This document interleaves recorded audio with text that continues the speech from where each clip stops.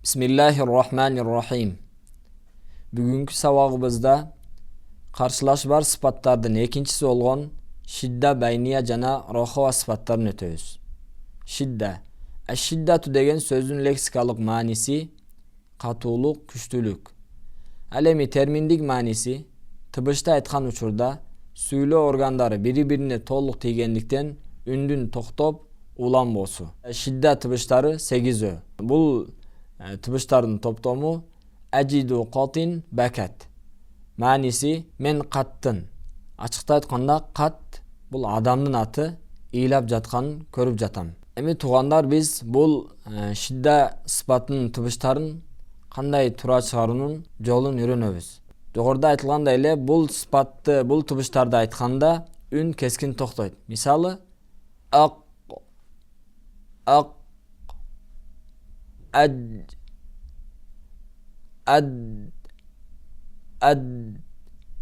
деп ушундай айтылыш керек. Эгерде үн уланып кете турган болсо, бул тыбыштардын шидда сыпаты туура эмес чыгып калат. Каф жана та тыбыштарында хамс жана шидда сыпаттары бар. Бул эки сыпат бир убакытта билдирилбейт. Биринин артынан бири чыгарылат.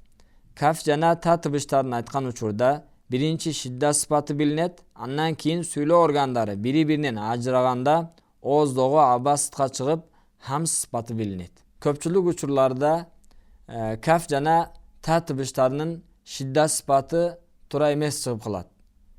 Себеби бул эки тыбышта бир эле учурда шидда жана хамс сыпаттарын чыгаруу керек. Бул эки сыпатты биринин артынан бирин чыгаруу керек.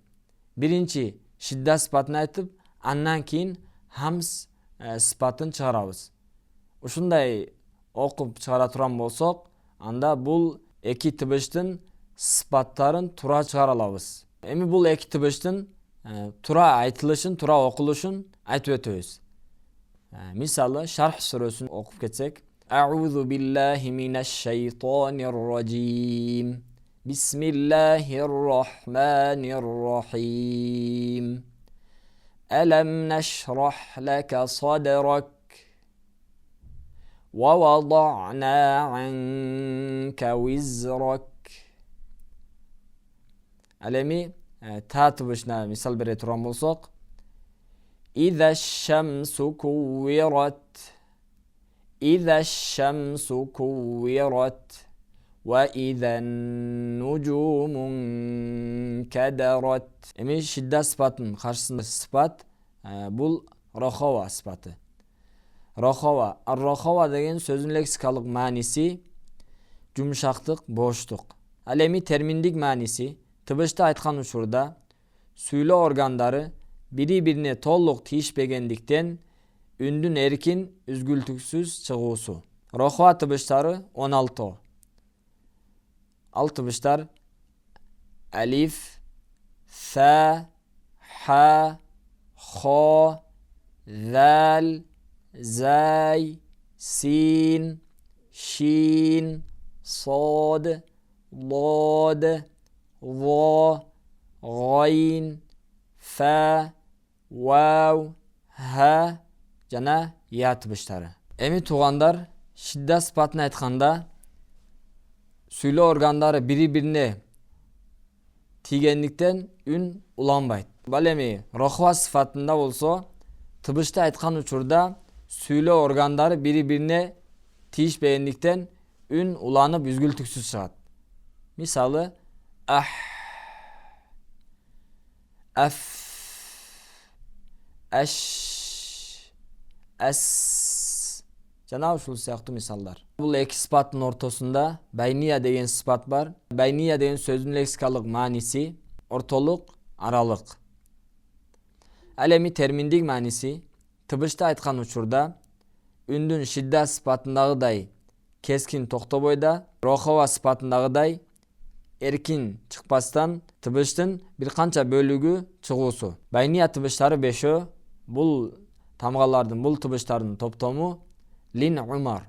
Мааниси умар жумшак бол. Сабактын башында айтып өткөндөй эле шидда сыпатынын тыбыштарын айтканда үн кескин токтойт эле, уланбайт эле. Мисалы ак, ак, аж, аж. Ал эми рохова сыпатынын тыбыштарын айткан учурда сүйлөө органдары бири-бирине толук тийишпегендиктен үн үзгүлтүксүз уланып чыгат эле. Мисалы ах, аф. Эми бул байния сыпатынын тыбыштары болсо, шидда сыпатынагыдай үн кескин токтобойт. Ал эми рохова сыпатынагыдай уланып да окулбайт. Бул эки сыпаттын ортосуна окулат. Мисалы ал, ар. Эми бул сыпаттын тыбыштарын чыгаруу үчүн мисал айта кетсек, мисалы Фатиха сүрөсүнүн 2-аятында Элхамдулиллахи роббил аламин деп башталат. Бул жерде биз лам тыбышынын байния сыпатын чыгаруубуз зарыл. Ал деп шиддадагыдай үн токтоп да калбайт, роховадагыдай ал деп уланып да кетпейт. Экөөнүн ортосунда Элхамдулиллахи роббил аламин. Элхамду.